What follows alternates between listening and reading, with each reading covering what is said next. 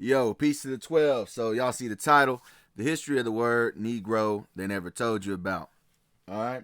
So first thing I'm going to say before cracking open this lesson is shout out to the brother Benaiah Israel and go check out his channel for more history content. The reason I'm shouting him out is I got about probably 40% of my information, 40 to 50% of my information for this video from his channel when he did a little live stream. Also shout out to Tazara and I think his name is Will, son of Yah. I got some information for them too, and then I had some of my own little sources. So now with that out of the way, y'all see the title, man. Today we're going to touch on the word Negro and its hidden history that connects us back to our true identity. So let's dive into it. Yeah, so this is me from the future. And after I got all of my slides done on the computer, originally this was going to be just about the word Negro, but this video really ended up being about the black Portuguese Jews and how they made it to America, so on and so forth. So enjoy this lesson. Let's get to it. All right, so let's do it. The history of the word Negro, right? So first of all, if you ever look into this on like the dictionary or you go into etymological sites, they pretty much all tell you that, oh, well, the first time they were calling people Negroes was in 1550, right? Which is not true. That's not true at all. But I'm going to show you what I mean by them saying that. So this is from dictionary.com. It says Negro first recorded in 1545 through 55 from Spanish and Portuguese. Negro, black, from Latin, nigrum, masculine, ascendant of niger, black, right? I actually did a video like probably 3 videos ago about that word, niger. Y'all can go check that one out. I went to the old Latin dictionaries and stuff like that. But anyway, so it says 1545 to 55. That's where it says in dictionary.com. Now, if we go to well, first let's see what it says on dictionary.com. It says anthropology, a member of the people traditionally classified as the Negro race, especially those who originate in sub-Saharan Africa, right? A black person. Let's go to Merriam-Webster dictionary, right? This is once again the word Negro. It's its first known use, 1555, and the meaning defined at sense 2. First known use of the Negro was in 1555, right? And mind you, this is according to all these dictionaries. You're gonna find out that's not even true. This goes beyond 1550, but I'm gonna get to that in a minute, right? And again, it says a person of black African ancestry, Negro, noun, right? Let's go one more to online etymology dictionary. It says Negro, 1550s, black skin race of Africa, Negro, black, see Negro, all this, right? Old English words were Moor and Blackamoor. And I've already done videos on the word Moor as well. We opened up the old Latin dictionaries, and they said it meant black. Like they try to tell you me and all this other shit now. That's some new stuff, man. I ain't even going to go into that. Y'all see my videos on that, right? All you got to do is go to my channel, type in the word Moor on the little search bar thing, and it'll get you right on that. But anyway, so they say that all these things came out in 1550 to 1545. But I could show you Negroes before the 1550s, and those Negroes that I found were also happened to be Spanish Jews. Really, it was Portuguese Jews. I don't know why I put Spanish here, and spoiler alert, they were black. And we're gonna go into all that. I'm gonna prove everything I'm saying, and I can and I will prove that they were black Jews. But first, let's go into the Negro families who had the name before the year 1550. All right. So first, we're gonna go into the history. We're gonna find out that there were people called Negroes prior to 1550, and we're going to find a house of people that had the name Negro as well. That's what I meant to say, right? But anyway, so we're going to go to this guy, Ferdinand II of Aragon and Isabella I of Castile. They were Catholic monarchs of Spain who united their kingdoms in 1469. They reconquered Granada from the Moors, so they're the people that eventually took over the Moors who ruled Spain for over 800 years, right? But Nicholas de Ovando, because why do I have this guy here? He was a Spanish soldier from a noble family and a knight of the Order of Alcantara. Right now, this guy Ferdinand II and Isabella I wrote a letter to this guy Nicholas de Ovando, who was born in 1460 Spain. Right. So we're gonna look at the letter that was written to him. So this is the early transatlantic slave trade of Nicholas Ovando. As you can see, It's written in Spanish, and it's pretty much hard to read. Number one, it's old and it's in cursive, but don't worry, dear viewer, I translated it. So we'll go down to here. It's got all this stuff written down here. Boom, translated. It says Nicholas Ovando was the first political leader to oversee the transatlantic slave trade to the Americas when he imported black slaves from Spain to the island of Hispaniola. And this is what I be telling you guys, man. Right? I tell you guys all the time, like, this idea that they tell you that, all these so-called slaves came from West and Central Africa is not true. You had a lot of so-called blacks who were kicked out of Europe and taken to the Americas. This is just one of those cases where he's about to get into it, right? And I'm gonna dive a little bit more into that later as well, about how you have certain Portuguese, Jews, and Moors who were sold as slaves in the Americas. That's gonna be at the very end of this video, I believe. So stick around for that. But anyway, he says transatlantic slave trade to the Americas when he imported black slaves from Spain to the island of Hispaniola. All right, Ovando was third governor of the Indies. The Spanish documents typically refers to Spain's American colonies after Christopher Columbus and Francisco de Bobadilla, and assumed his post in 1502. The Catholic monarchs charged Ovando with indoctrinating Amerindians, noting that as recent converts, they should not be allowed contact with Muslims, Jews, or Protestants. Right? It says the monarchs therefore banned North African Moorish slaves for being transported to the New World, but allowed black slaves and other slaves who were born under Christian dominion, presumably meaning those born in Spain or Portugal. So note that. What did he say? He said black slaves were allowed if they were converted Christians. And we're going to go into how that happened. And it says, presuming if they were born in Spain or Portugal, meaning what? These blacks that were taken over to this part of the world, they were from Spain and Portugal. Right? While the original 1501 charter between the Spanish crown and Ovando left open the possibility that some slaves shipped across the Atlantic might not be of African descent, every subsequent letter exchange between Ovando and Spain after 1502 referred to the slaves exclusively as Negroes or blacks. So, from this document, we get, first of all, he says what? They came from Spain and Portugal, right? Then this guy says, well, it also says that they are Negroes or blacks. Well, that just means that they were so-called black people. But notice the word Negro is actually used there. Now, why is that important? Because this is in the year 1502 and 1501, right? Where they have the word Negros, because this is the translation right here. Spanish, this right here, Negros. So right here, you have the word Negros being used in 1501 and 1502, which predates 1550, like these dictionaries say. So I don't know why they say that, Negro was came in the 1550s. That's not true. I don't know why they don't change the dictionary. Well, I do know why, because we're going to find out that these Negros also happen to be Jews. We're going to find that out in this video. But let's continue on. So he says, a letter from Spanish monarchs Ferdinand and Isabel to Nicholas Ovando. Yeah, I told you guys. Allowing black slaves of African descent to be imported to Hispaniola, present-day Dominican Republic, and Haiti. So you have people that are in the Dominican Republic and in Haiti that are actually so-called black people from Spain and Portugal, right? Courtesy of the Archivo General de Indias, Sevilla, Spain. The monarchs reasoned that recent converts, heretics, and peoples of other religions would harm the American Indians' conversion to Catholicism. However, they permitted slaves of sub-Saharan African descent, provided that they were born in Spain. This is the first known example of Europeans transporting black slaves across the Atlantic to work in the New World. So it says what? This is the first known example of Europeans transporting black slaves across the Atlantic to work in the New World. And where were they from? Spain and Portugal.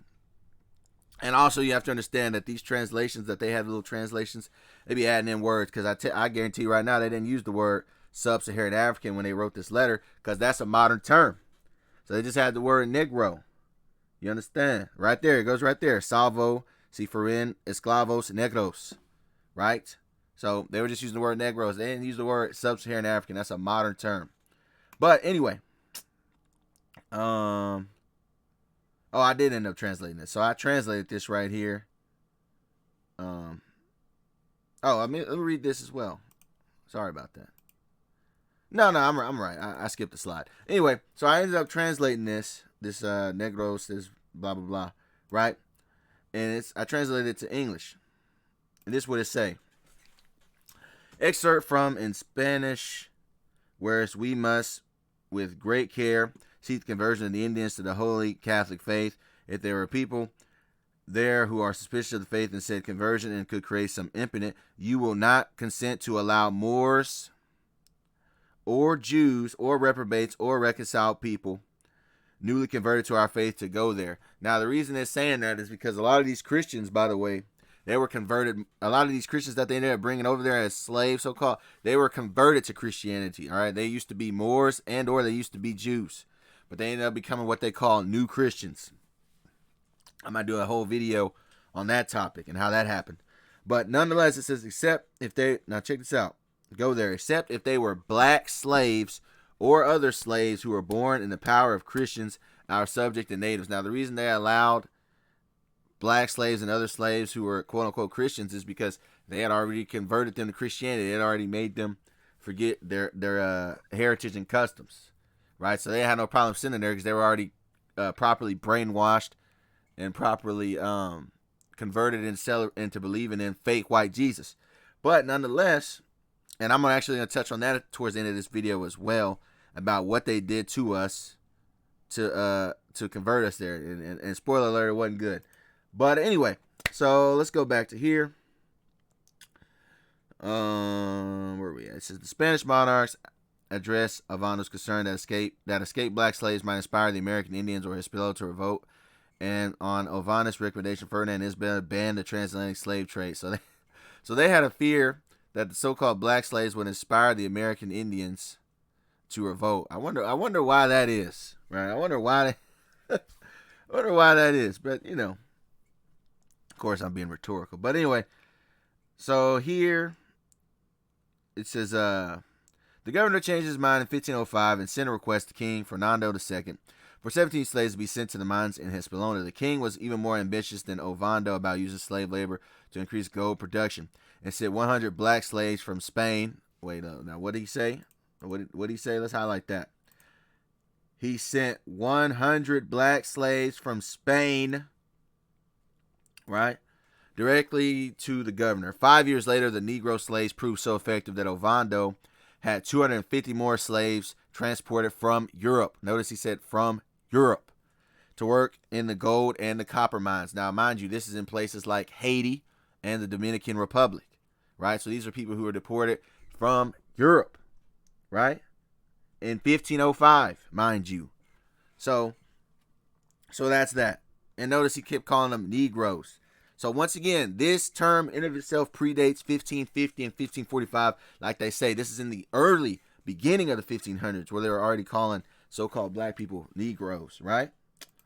So, right here, we know that in 1501, so-called blacks were already being called Negroes prior to the 1550s. So why haven't any of these credible dictionaries use this information for their source? Surely they know about it. Because we're going to find out that people called Negroes were also called Jews. I'm going to go into that next. Right? I'm kind of talking fast right now because I have 100 slides. I want to get into it. We're 13 minutes in. We're making good time. So, let's check this out. This is King David Dynasty, the Charlap family ascension. The ancestry lineage from King David down to Exarchs, IBN, Yahya family, and Charlap family, right? So, look at this, Royal House of David. So, this is the genealogy from David on down, right? This is what they say. So, you got David, second king of Israel and Judah, 1040 BC, right? Now, we're going to go down to, so this is 1 and 2. Now, we're going to go all the way down to the 78s. So, you have Yahya, IBN, Yaish, and his name was Yahya el Negro, right? And this is in 1150. So, he had the name Negro in 1150, right? This is way before the 1500s. You have Yehuda, IBN, Yahya. You have David, IBN, Yahya, Negro. So he had the term Negro as well. You have Yehuda ben David, IBN, Yahya, Negro, 1365, Toledo, Spain, 1420. Now, you guys would say, you know, those that are new to my channel and haven't seen my videos on it, you would say, well, yeah, these are Jews and they had the name Negro, but these were white Jews, right? No, and I'm going to prove that later on in a minute.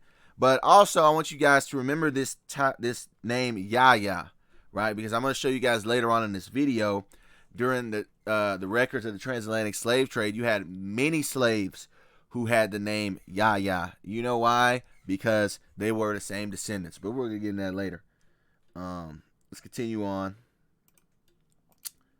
Did I have anything I wanted to say here? Oh, yeah, Salakia. Let's read this.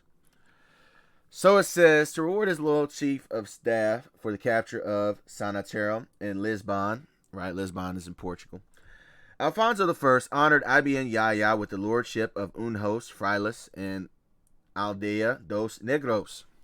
These previously Moorish towns would henceforth be the domain of the sons of Ibn Yahya. This is how his descendants apprehended the name Negro to the distinguished Ibn Yahya appellation. So, according to this, which I don't agree with, but they say the reason why they got the surname Negro is because, this place used to belong to the Moors, now we're giving it to you, therefore you're going to be called the Negroes, right? That's what they say.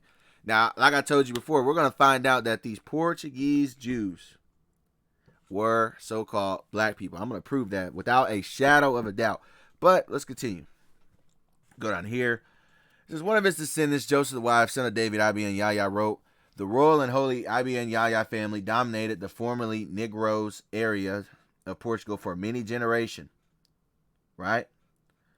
Muhammad Ibn Yahya, his descendants from King David, his military reputation, his position in the Portuguese royal court, and the fact that his sons were known as Negro indicated that Muhammad Ibn Yahya is none other than Yayash Ibn Yahya. Right? So they were being surnamed Negro, and also remember this name Yahya, like I told you, because later on in this video, you're gonna see people in the transatlantic slave trade that were coming from Africa with the same name. This is from Jewish Encyclopedia. It says certain individuals of the family bore the additional cognomen Negro with reference to the Moors, right? Yahya ibn Yash belonged to the Moors, where he assumed the name Negro, right? And notice all these Yahya names, right? It'll come in handy later. Right, and notice he says what? Portuguese family. It says Yahya, Portuguese family of the Middle Ages, members of which were prominent in Portugal, Spain, Italy, and Turkey. Certain individuals of the family bore the additional cognomen Negro. Right? So let's get this. It says Yahya bin Rabbi. It says where are we at? Yeah. Negro, El Negro died 1222. Known as Lord of Aldea dos Negros, Portugal to English. From Portugal to English, it says village of the blacks.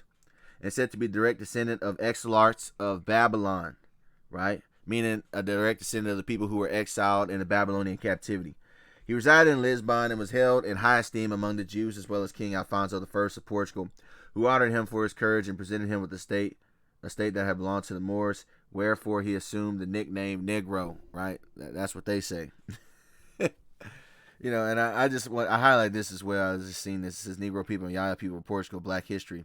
This is 4 years ago. So all this information that I have is not new information. Somebody found this out 4 years ago. I actually have to check this out. I never clicked on it. But that'll be another time. Anyway, so now let's get to the description of the Portuguese Jews according to multiple writers. Spoiler alert, they were described as black. So I'm about to prove it, like I told you. I'm going to prove to you without a shadow of a doubt. We're not even 20 minutes in, so good. Without a shadow of a doubt that these Portuguese Jews, large majority of them were so-called black people. All right, so let's go to the first one. Maximilian Mission, right? Guy was born in 1650. He was a French writer and a traveler. He did a book called A New Voyage to Italy, and all these long words, volume 3 or 4. So we're going to go to page 139 of his book, A New Voyage to Italy by Maximilian Mission. This is what he's about to say. Listen to what he's about to say about these Portuguese Jews. He says, "'Tis also a vulgar error that the Jews are all black." So he's saying it's not true that all of them are black. But check it out. He says, "For this is only true of the Portuguese Jews." So right here, he's saying that the Portuguese Jews were black people. Let me read that again.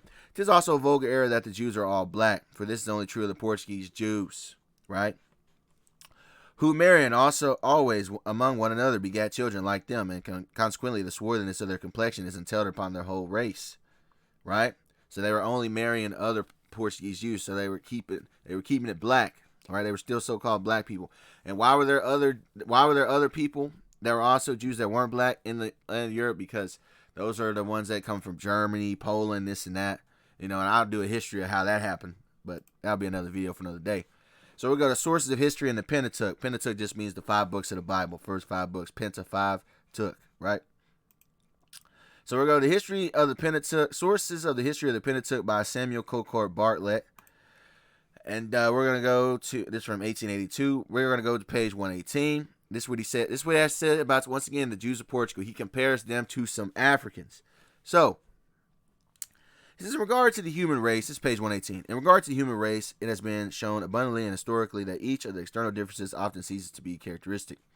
Thus, the black color is found not only in individuals as the black Jews of Portugal, but in tribes as the Basharis on the Red Sea, whose hair and character are perfectly Semitic.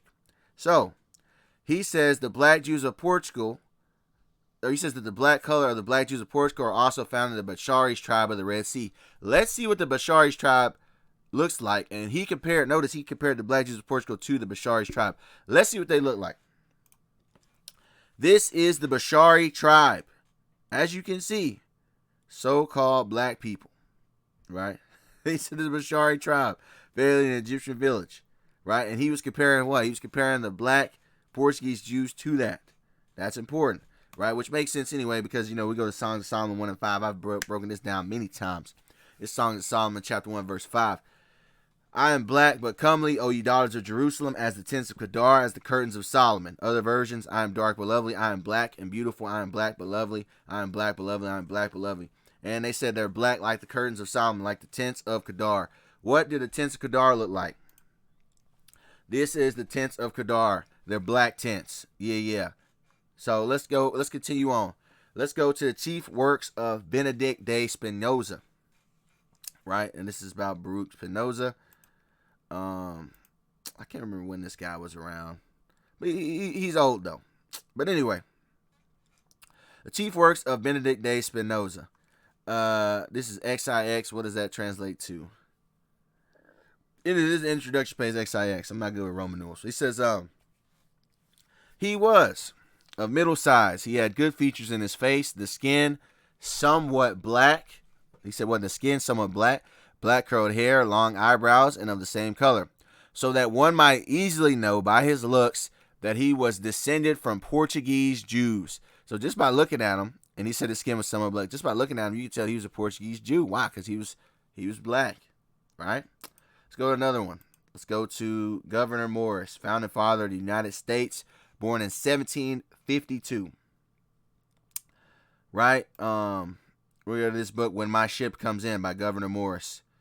Right here, we're going to go down to here. It says, and for every man of Anglo-Saxon descent, you saw upon the street, you saw 2 N-word black Portuguese. He said, N-word black Portuguese. I don't know how much more clear a dude could be. He literally said the N-word. I can't even say the words. YouTube. But he said it. Right? So let's continue on. This is Laura Juno, Duchess of Abrantes. Born in 1784. She was a French writer. We're going to go to the book Memoirs of the Emperor Napoleon, from Aguesseau to Waterloo.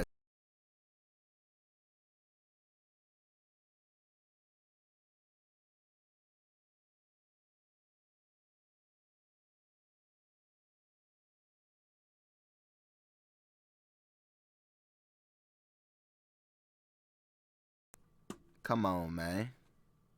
All right, here we go. So, it says, on entering Portugal from Spain, the traveler is forcibly struck with the difference between the two countries. The dark eyes, the black hair, and brown complexion are the only traits of resemblance between Portuguese and Spaniards.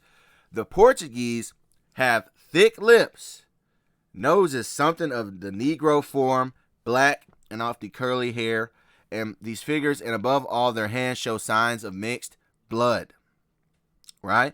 In Spain, the people, in spite of their dark complexion and eyes, have at least a European look. On entering Portugal, The traveler is, however, agreeably surprised by finding himself among a more cultivated people.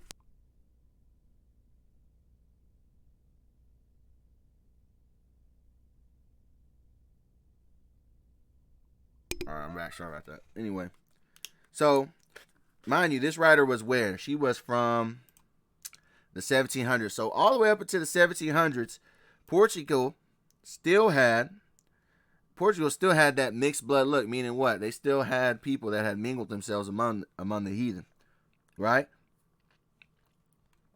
But let's continue on with more evidence. So we'll go to page 167 of this book, Norman Roth, Jews, Visigoths, and Muslims in Medieval Spain. Cooperation and Conflict by E.J. Brill. So we're going to go to page 167 of this book. We're going to go down here. He says, the Almohad ruler, Abu Yasef, in 1184, is said to have introduced at the end of his reign an innovation with regard to shukla, cloak-like garment of the Jews, because they were dressing like Muslims and even like the most noble of them in manner which made them indistinguishable from the servants of Allah. Therefore, Jews were henceforth required to dress in the fashion of mourning among Muslims, dark blue or black, and the size of the sleeves they would wear was limited only long enough to reach the feet, and they were required to wear black cloaks, probably the palada, and black caps. So, in other words, in the conquest of Muslim rule of Spain, at the end of the 1100s, a king put out a decree that, okay, these Jews look a lot too much like us, which in of itself means what? It means they look like the Moors. But he says, all right, these Jews look a lot like us. So in order for us to distinguish ourselves from them, we're going to make them dress up in all black and wear black clothes and black caps. Right? You even see that today amongst the Caucasian Jews who dress up in all black. Now, I mentioned that. Now, remember that because I'm about to show you a picture. So, this is a picture called the Sheriffes del El Rey. This is from the 16th century. So, in other words, this is in the 1500s. Right? The painter was anonymous. It was an anonymous Flemish painter.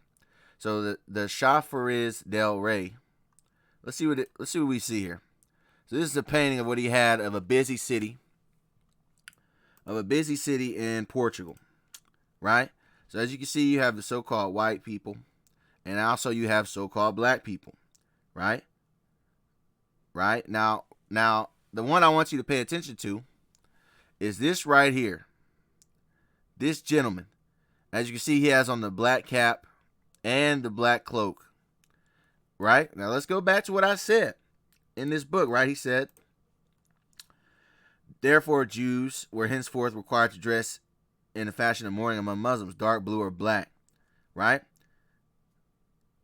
And they were required to wear black cloaks and black caps. Black cloaks and black caps.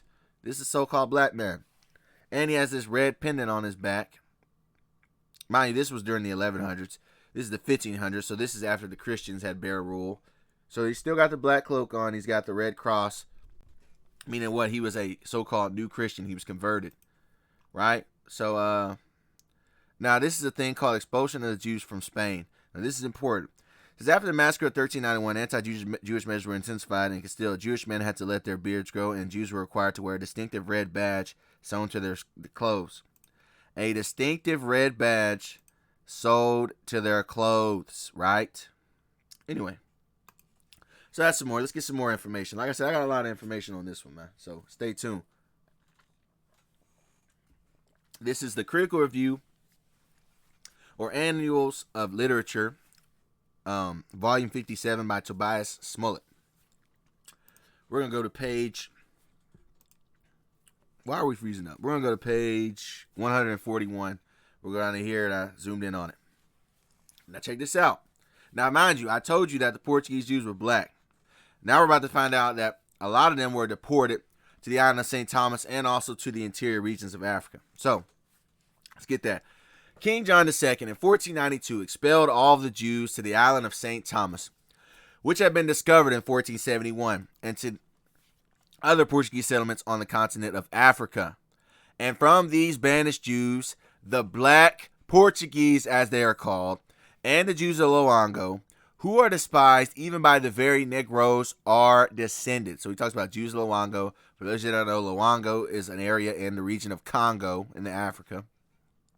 He talked about the black Portuguese. They were banished to the continent of Africa and the island of St. Thomas, right? And notice he was still calling them the black Portuguese. Why? Because they were black, right?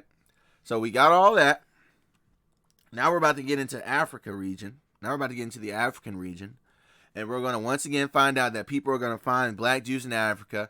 And the people that found them are going to immediately associate them with Portugal. They'll be like, oh, these guys must be the Portuguese Jews. We're going to find that out.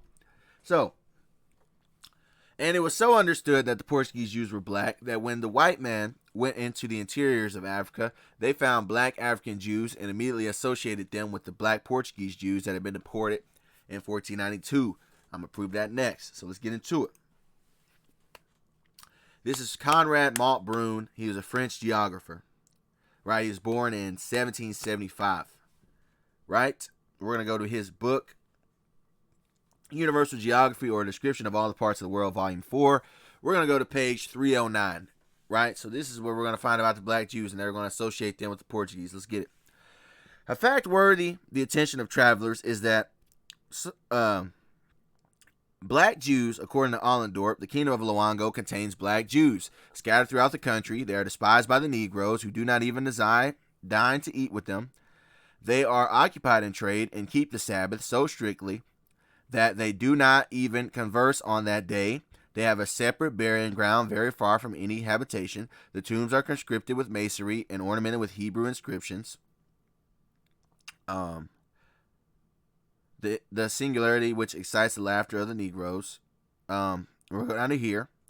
He says, Araman, finding it impossible to explain the origin of these Jews, doubts the reality of the facts. So yeah, one guy, he doubted it. Everybody else, they was with it. It says, Bushing, however, McKellis, and Zimmerman do not hesitate to admit their existence. It's held them out for 3 witnesses. Bruns considers them the descendants of the Falashas, or Habish, or Abyssinia, and Springall, right? It says Springall wishes them to be considered as the descendants of the Portuguese Jews. So he's like, no, these are the Portuguese Jews who haven't quitted their country and are no longer afraid to profess openly the religion of their fathers. So he's like, oh, these are Portuguese Jews. But notice what? They're black, all right? They're Negroes. We're going to go to the Nautical Magazine and Naval Chronicle for 1870, page 529. It says, Luango family. The inhabitants of the Luango do not differ materially from those of Gabon and Cape Lopez.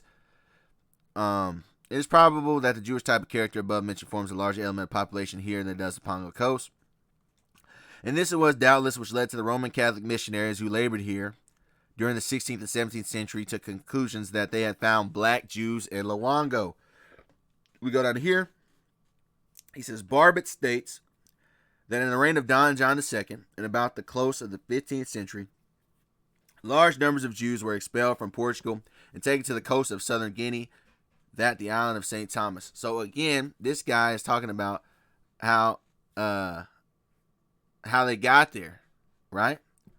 Now, and some of these people that are writing this, they believe that, oh, they probably left white and then they just mixed themselves among the Africans. But others are like, no, this is the same thing. These are the black Portuguese. But we're going to the next book. Wilson Armistead, English writer. He was born in 1819. He was an abolitionist too, a writer from Leeds. We're going to go to his book, A Tribute for the Negro, being a vindication of the moral, intellectual, and religious capabilities, right? Or the colored portion of mankind. We're going to go to, it was by Wilson Armistead, 1848. We're going to go to page 65. We're also going to go to page 66. So let's read it. It says, a remarkable fact in the history of Luango and the Empire of Congo is that the country, according to a statement which was fully heredited by Ollendorp himself, a writer of the most correct judgment and of impeachable veracity, contains many Jews settled in it, who retain their religious rights and the distinct habits which keep them isolated from other nations. Though thus separate from the African population, they are black and resemble the other Negroes in every respect to the physical character. It is probably in allusion to this, that Pennington in his textbook says the descendants of the colony of Jews originally from Judah settled on the coast of Africa are black, right? So some people are saying these people are straight from Judea and they immigrated to there. And then we're going to here. He says the Portuguese who planted themselves on the coast of Africa a few centuries ago have been succeeded by descendants blacker than many Africans. So he's thinking, oh, these Portuguese are blacker than many Africans. Well, they left. The Portuguese Jews actually left black. That's the whole point that I'm making. And I've already showed you through various sources. Let's continue on. Let's go to a treatise of physical geography by A. Barrington, right? 1850. Go down here, page 297. Go down here. It says, now, this separate race, all descended from brown ancestors for Abraham, Isaac, and Jacob, must have been as dark as Mar Yohanan, if not darker. Exhibit every shade of color, from the black Jews of Malabar, and Malabar is in India, by the way. Malabar is the coast of India. Of Malabar, black Jews of Malabar, of whom we have such an interesting account by Dr. Claudius Buchanan, to the rose and lily complexion of the Jewesses on the banks of Elbe, right? We need go no further than the Jews of southern Spain and compare them with those of Holland and northern Germany to perceive a very striking difference. So he's saying what? The German Jews didn't look anything at all like the Jews of southern Spain. Check this out. He says, the Spanish Jew is always dark complexion and his hair is uniformly black, whilst the German is often as fair as any German and has light or red hair with blue eyes. The various shades of color observable among the Negro or African race tends to the same conclusion. Right? Along the coast of Guinea, which is low, marshy, hot, we find jet black complexions, and this is the very country which American Negroes have been derived. Right? So, he talked about the black Jews of Malabar, talked about the Spanish Jews being dark, didn't look anything like German Jews. You can immediately tell the difference. So let's go to the next. Let's go to European Archives, Europeans de Sociology, Journal of Sociology, Volume 61, 2020. And this is what he has to say right here. Check this out. He says, but what about the south of this margin of Saharan context? In the reign of John II of Portugal, nearly 700 Jews were taken from their kin and deported to the island of São Tomé on the west coast of Africa. The island is close to Nigeria, Cameroon, and Gabon. Escaping from São Tomé, the Jews immigrated to the coast of Angola between 1484 and 1499. So he says what? The Jews ended up escaping the island of St. Thomas and went to Angola, which is a region in Africa, right? That's important because we're going to find Angola Jews in a minute. They must have settled in several Portuguese colonies and over the centuries mixed with the indigenous black population. Near the Congo and Gabon in 1776, black Jews called Barvumbu or even Mavambo or Mayamba, May or Mavumbu, lived on the coast of Luango by the river named Rio Muni. It would seem that they adopted Christianity at the same time as maintaining their Judaism, right?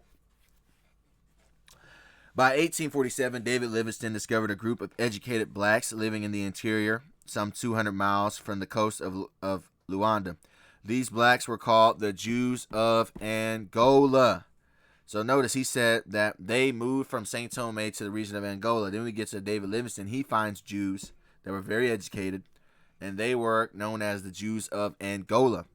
They were good merchants, learned easily, and had a knowledge of Portuguese law and history. The reason they had a knowledge of Portuguese law and history is because they were the descendants of the black Portuguese. They were often employed as clerks and writers. For Livingstone, there was no doubt but that these people were the descendants. Now, once again, he said, for Livingstone, there was no doubt that these people were the descendants of those who had been deported from Portugal in the 15th century. 1492. Other evidence supports his intuition. In savage Africa, Winwoody Reed writes of having met in Guinea blacks claiming to be Portuguese around 1864. Right? So they're rediscovering these blacks who say, no, we're Portuguese. Because they're the black Portuguese. They're the black Portuguese Jews. He says, closer to our time, Dr. J. Kreppel noted sometime after the First World War that a large community of black Jews existed in the interior of Dahomey. These Jews had the 5 books of Moses written on old parchment in Hebrew. Right? So they still had a Pentateuch. Let's go to this one right here. It says, Homelands and Diasporas. Perspectives on Jewish Culture in the Mediterranean. Right? This is from 2018. We're going to go to page 9. He says, as we have seen, there was a sense in medieval Europe that the interior of Africa was peopled in part by Jews in the form of the lost tribes of Israel, and this was particularly the case in West African homeland. So notice he said a lot there. He said in medieval Europe, people believed that the interiors of Africa was peopled by Jews from the lost tribes of Israel, and in particular was in the West African region. It appears, however, that a specific connection had also existed for many centuries between the Luango coastline and Jews. Some 15th century European maps designated the coast near Luango the Gulf of the Jews, right? So some people on the map designated the coast of Luango as the Gulf of the Jews, Golfo do Judeus or Golfos das Judeos, right? Speaking of the great voyages of the explorer Diogo Cal in 1452 to 1486, the Anglo-German geographer Ernst George Ravenstein, 1834-1913, speculated it may be presumed that Chow, in the course of his second voyage, gathered a fuller knowledge of the coast first discovered by him to the north of the Congo. He may thus have visited and named the bay called Golfo de Judeus, the Jews' Bay of old maps, either because there was a Jew on board his vessel, or what is likely because he was struck with the Jewish physiognomy of some of the natives. It was obviously because of the natives. It wasn't because he had some random ass Jewish crew member. What the hell? Anyway, in addition, Martin Behan's 1492 globe, the famous Erdefel, now in Nuremberg, calls the bay Golfo de Judeo, and there is some speculation that the Jews might have been exiled here following the persecution of the Jews of Portugal in 1487. So they're all, once again, linking it all the way back to the Portuguese Jews who were deported in 1492 to the coast of Africa. They're always coming back to that, right? They're always coming back to that. Because that's who they are. Let's go to another book by Alan Howard Godbey, guy born in 1864. He wrote a book called The Lost Tribes of Myth. We're going to go to page 249. He says, now we return to the Negro Jews of the Luango coast and their possible derivation from the Negro Judaism of the Portuguese Jewish colony of São Tomé. That colony was planted by King John II in 1484 and supplied with Negro women from the Luango coast. Now, you would ask yourself, remember when I told you that it said that the Portuguese Jews only married amongst themselves? Why would they get Negro women from the coast of Africa to populate with Portuguese Jews? Because they look the damn same, right? Now, let's continue on. He says, where was that? But another important fact is to be added that Gonzalo Pires reports that in 1492, the governor Alvaro de Camina took with him to Saint Tomé 2,000 Negro children. 2,000 Negro children of 7 years of age or under, whom the king had allowed Castilian Jews to carry off. So he says 2,000 Negro children. Now we're going to find out about some children who were taken away to down in São Tomé. And we're going to find out these Negro children were Portuguese. But we'll get to that later.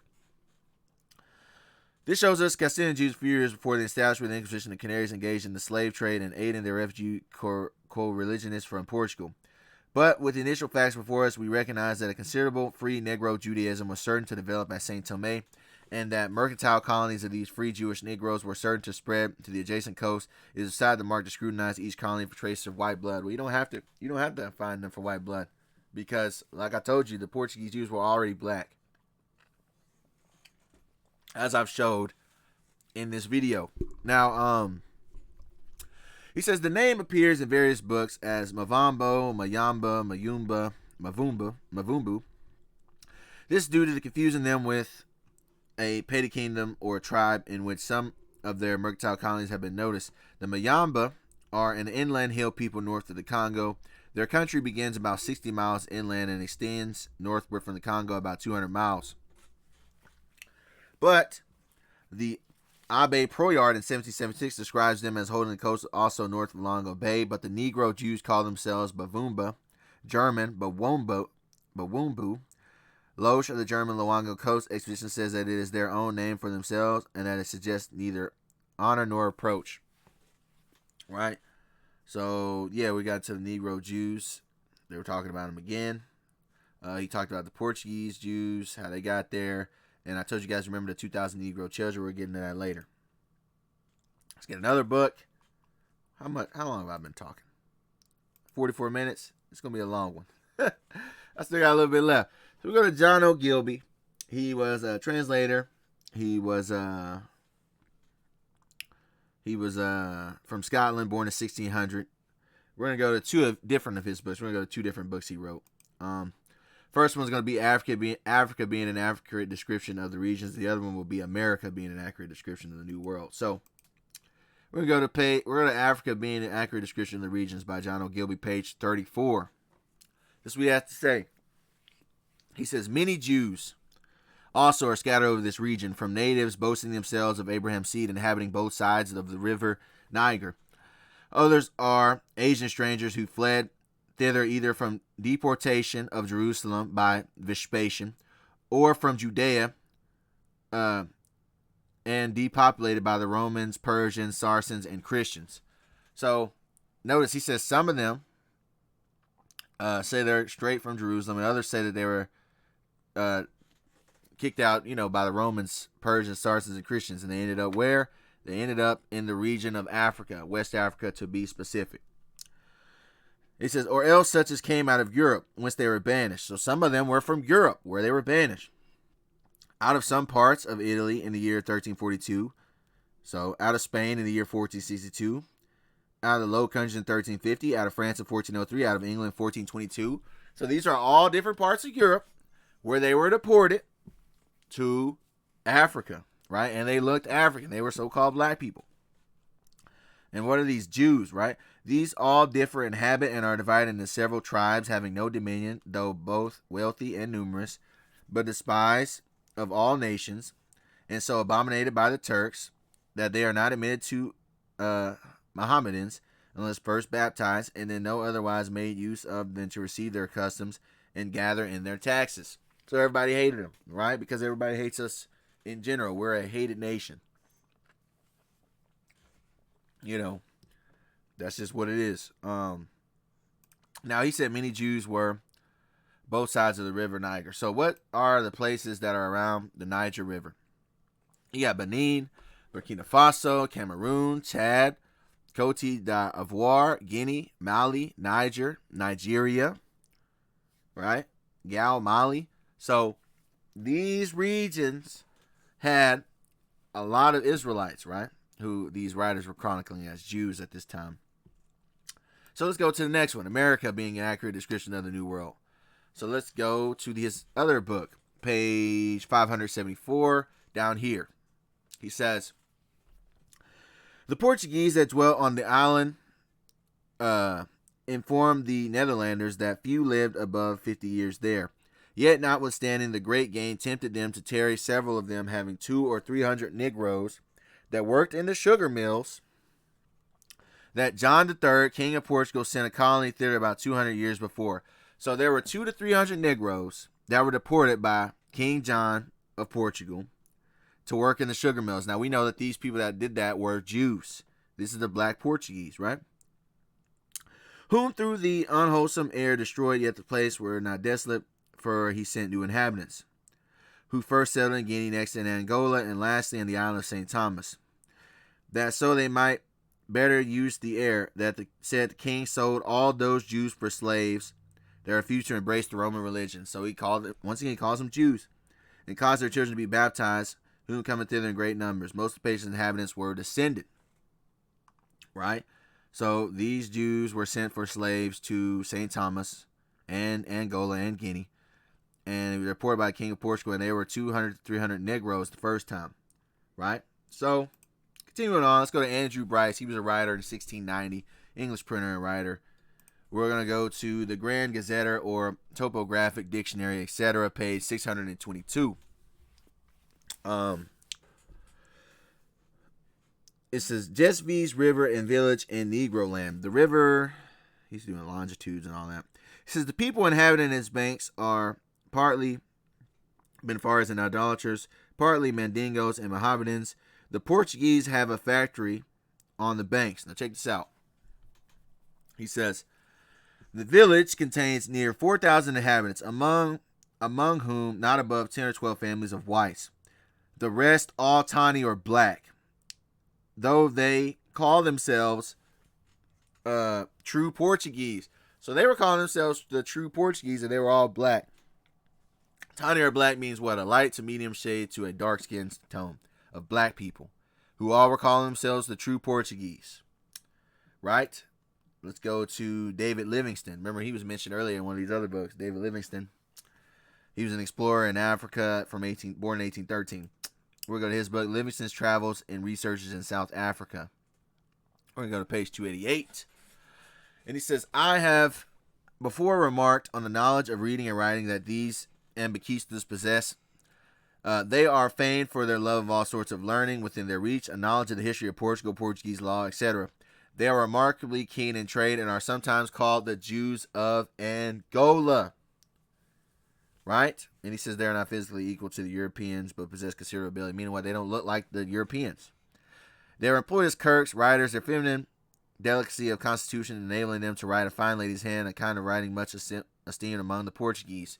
So these black Jews of Angola, they were the Portuguese. They were the Portuguese Jews. Right? So that was a lot that I said. I'm actually going to continue. I got some more. Damn, I got a lot more actually. So you guys probably have to come back to this video unless you're going to watch, an hour or some minutes and change, which, I do that, but some people got stuff to do. Anyway, it says, and if you didn't know, the very first African family in Virginia were a black couple who had the last name Negro all the way back in the early 1600s. So remember in the beginning of this video, I talked about Negro and then the word blah, blah, blah, blah, right? So the first African-American family, Anthony Negro and Isabel Negro, and William, their child baptized, found in the Virginia census of 1624, are the first African family recorded in the Chesapeake.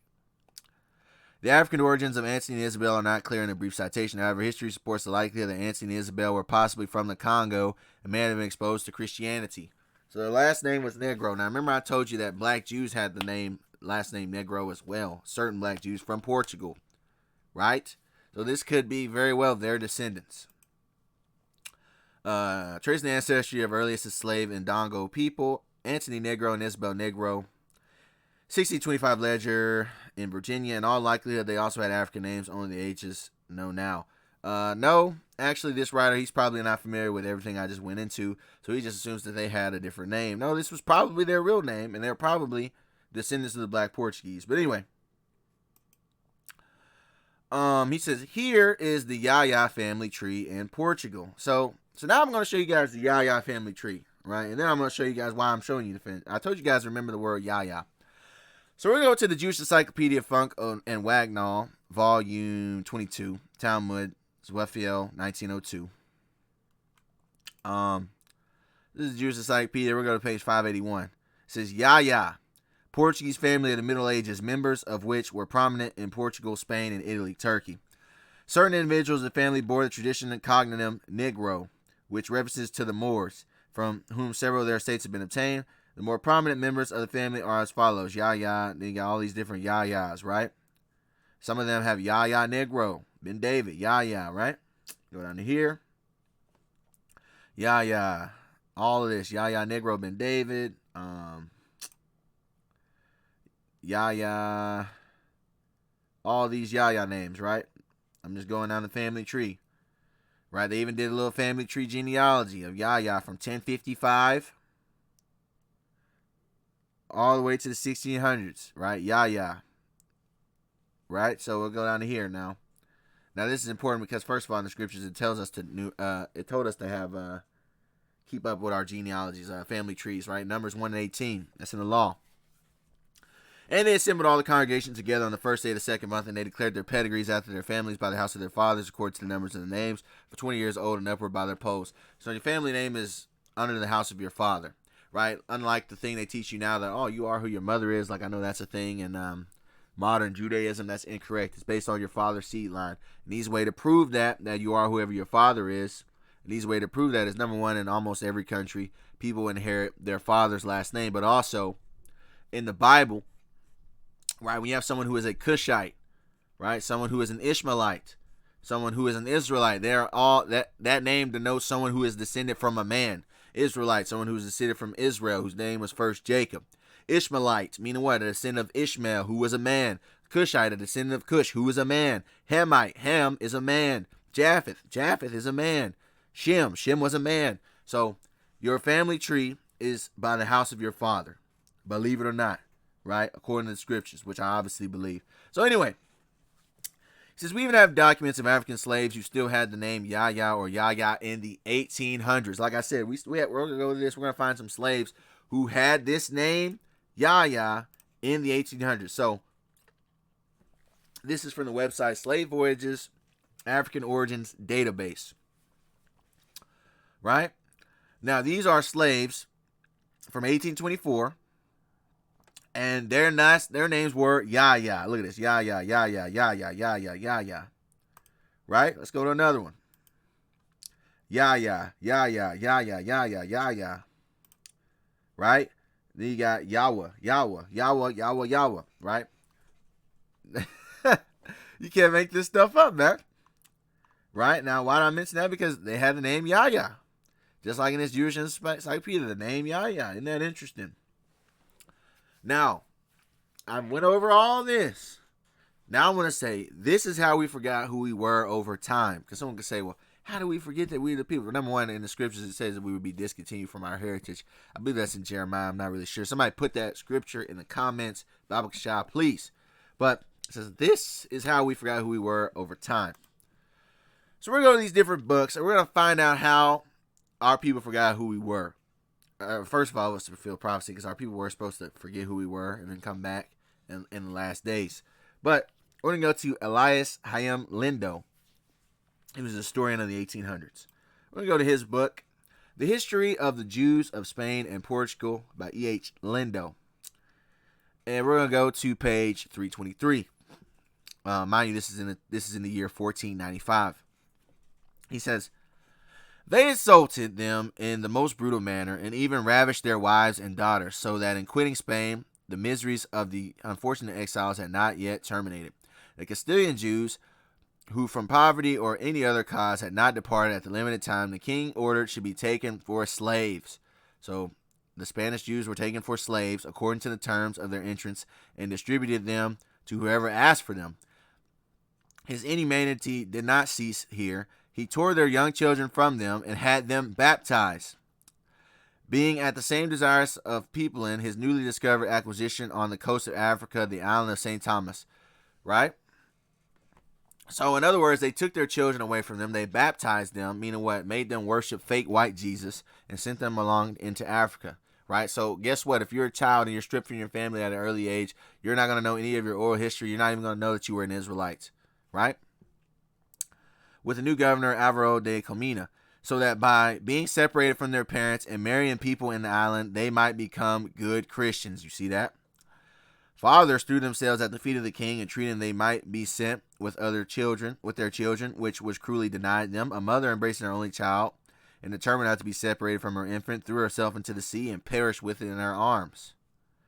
Right? On the accession of Emmanuel in 1495, the prospects of the unfortunate Spanish Hebrews brightened and seemed to promise a happier future. This prince being sensible, they had not willfully, but only from necessity, remained in Portugal after the limited time, generously restored to the liberties from whom his predecessor had condemned to slavery. With a grateful sense.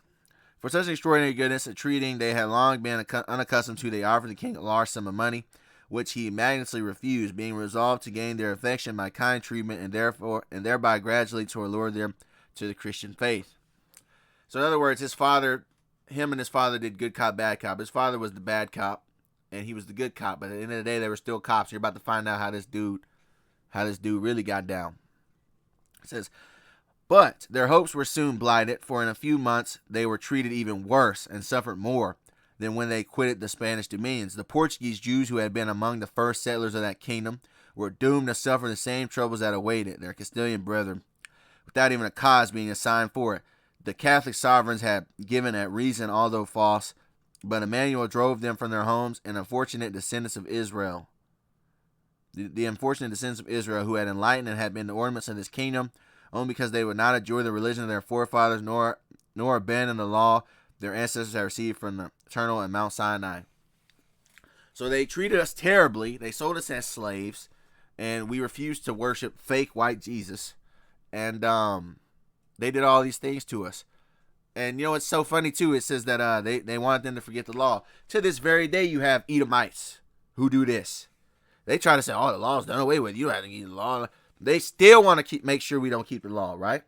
You can read about that in 1 Maccabees chapter 1. They did all this so that we would forget the law. They want us to forget the law because us being in sin is how they maintain their power structure, right? According to the scriptures.